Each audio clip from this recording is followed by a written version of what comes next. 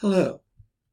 I've created this activity about Chapter 6, which is on digital channels, because as I look it over, I have a gut feeling you're pretty familiar with the information there. So I want to introduce you to a different visual digital communication tool. It's called an infographic. And I think that you could use this in your job search by mentioning that you know how to create infographics that will make you stand out against other candidates.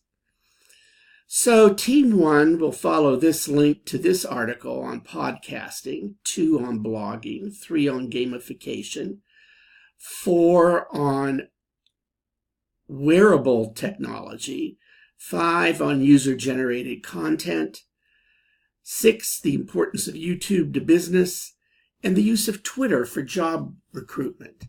So if I have aligned the teams to the article, I have given you 3 examples that are active links so you will understand what an infographic is. Over here, I'm telling you why I use infographics. As you will see, they're like a vision for the future as you read the article. I got the idea from reading this book, Robot Proof, Higher Education in the Age of AI, Artificial Intelligence. From my wife, I read it, and I think it's a great read. And I've given you how to make an infographic. You can use Venngage, which is free, or Canva, which is free. So it's all here for you.